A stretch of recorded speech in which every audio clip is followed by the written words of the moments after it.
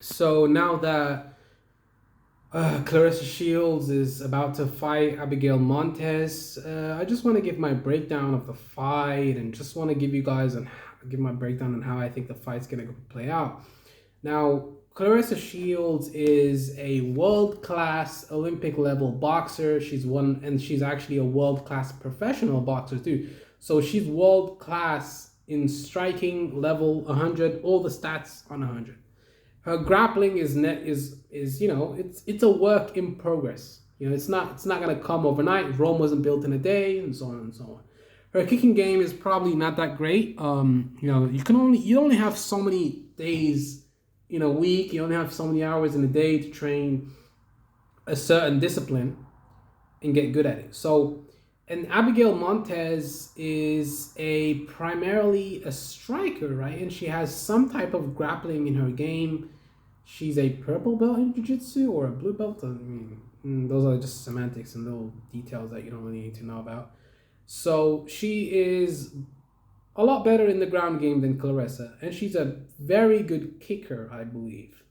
So the game plan for Abigail Montes has to be to keep the fight at distance and to try and chop down Claressa's big fucking legs, because she has some big legs and a huge ass. But chop down those tree trunks. Start with the leg attack early, just like Justin Gaethje. But I don't think that Abigail Montes has the pressure and the leg kicks of a Justin Gaethje. But she has to try and adopt that type of style in this fight. Definitely go for some more leg kicks. But also, that's dangerous because when you throw leg kicks, what comes off the leg kick? The overhand right. So, you throw the low kick, then you get countered with the overhand right, which can be devastating for Abigail Montes. So it has to be a deceptive attack, maskirovka, like, the Russian phrase. You want to disguise your attacks. So maybe she can mix up the striking with the kicks to try and disguise her kicking game. Because you can't just throw blind kicks against Claressa Shields. She'll just counter you with the overhand right. Straight off the top. She'll counter you with the overhand right. So maybe you should throw kicks to the body, side kicks to the body, or kicks that can't be countered too easily. Or you can fake the kick, and then you can fake the kick just like John Jones did against Lyoto Machida. You could also fake the kick and then come with a 2 over the top. So that's another thing. But I don't know if that's in her repertoire. And Claressa Shields is a world-class Olympic boxer. So the best way to take away an opponent's power is to go to the body, the midsection. You want to chop down that body so that they have no energy left. Or you got to go to the legs. If you kick the legs out of them, then they don't have any power. They can't put any pressure on their lead leg to let those combinations go and to really put some damage on Abigail. So for her to knock out Abigail, Claressa is already not a prolific puncher. She's a very good boxer, but she's not a prolific puncher. So the game plan for this fight would be to grapple. I mean, that's obvious, but leg kicks. She has to throw leg kicks, but she has to disguise those leg kicks so that Claressa doesn't just counter those leg kicks over the top. Because Brian Ortega, Volkanovski did it. Brian Ortega did it against Volkanovski. He countered over the top with the leg kick, and then that's what led to the submission. So it can be dangerous to throw blind leg kicks because, you'll be countered over the top, straight up. Corey Anderson got countered by Jan Blachowicz. So all of these people, there's a pattern of behavior. If you throw blind leg kicks, you're going to get countered and knocked out or severely hurt, and you may never recover again. So that's something to consider. And the thing about Claressa is, her being a great boxer, she needs to come and close that distance so that Abigail is not able to throw those leg kicks. Obviously, counter over the top with the leg kicks with the overhand right, and come inside. You can crowd her with pressure, and then that takes away from the leg kicks and the power. That's how Khabib did to Gaethje. He pressured him, and that took away from his leg kicks. He completely eviscerated the leg kicks. That's how you take away leg kicks. You put pressure.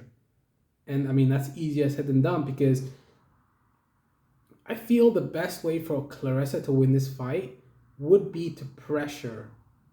Definitely pressure. She has to go off the top and put heat on Abigail straight off the top.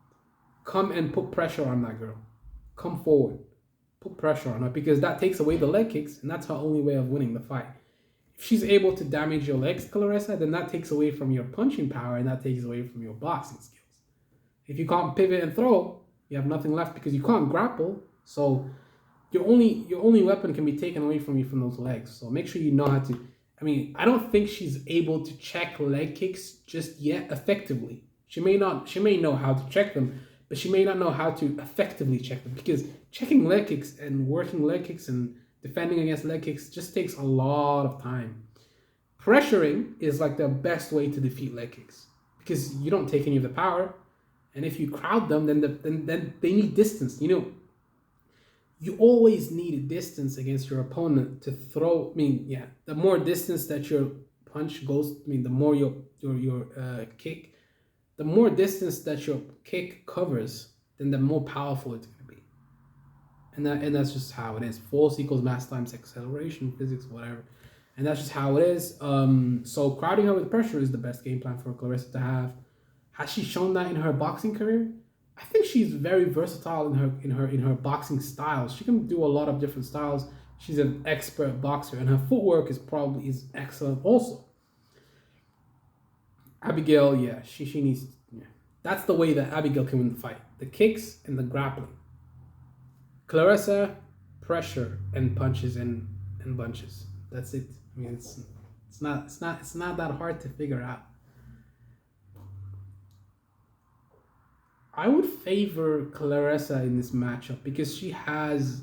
I mean, the thing is, Abigail has more tools in her toolbox, but the one tool that Claressa has is probably more potent than all the other tools that Abigail has.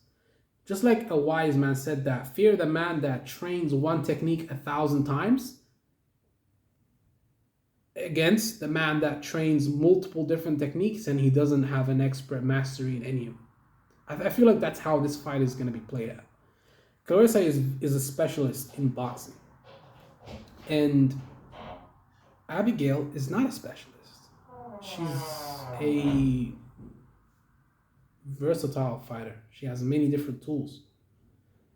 And the grappling is really what she needs to employ in this fight so that she can win. And that's what she needs to do. And that's what I believe. And that's how I feel about the fight. Yeah. Period. Just how I feel. Yeah, that's it. This is the breakdown. Plain and simple.